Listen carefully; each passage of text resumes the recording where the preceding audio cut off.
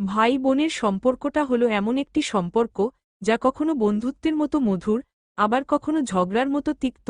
এই সম্পর্কের গভীরতা, বন্ধন এবং ভালোবাসা সবকিছুর মিশ্রণ। এখানে একটি ছোট গল্প তুলে ধরা হলো যা ভাই বোনের সম্পর্কের বিশেষ দিকগুলোকে প্রকাশ করবে। ভালোবাসার বন্ধন।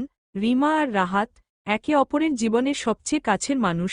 ছোটবেলা থেকেই দুজনের মাঝে ছিল দুষ্টুমি আর মধুর ঝগড়া।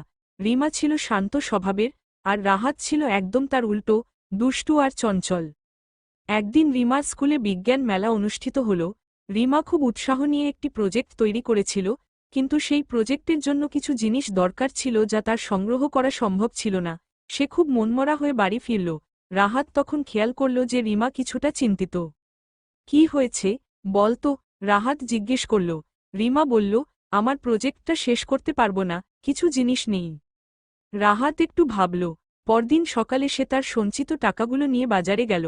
অনেক খোঁজাখুঁজি করে সে রিমার প্রয়োজনীয় জিনিসগুলো কিনে আনল। স্কুলে রিমার প্রজেক্টটা সবার দৃষ্টি আকর্ষণ করল। রিমা পুরস্কার জিতল, কিন্তু তার জন্য সবচেয়ে বড় পুরস্কার ছিল রাহাতের সেই নিঃস্বার্থ ভালোবাসা। ঝগড়াঝাঁটি আর দুষ্টুমির মধ্যেও রিমা জানত তার ভাই সবসময় তার পাশে থাকবে। অন্যদিকে রাহাতও জানত রিমা তার জীবনের সবচেয়ে বড় সঙ্গী। এই গল্পটা শুধু রিমা আর রাহাতের নয়, প্রতিটি ভাই বোনের সম্পর্কে এই ভালোবাসা, যত্ন আর একে অপরের জন্য নিঃস্বার্থ স্নেহ থাকে। এটি সেই সম্পর্ক যা জীবনের প্রতিটি মুহূর্তে আমাদের শেখায় কিভাবে ভালোবাসতে হয়।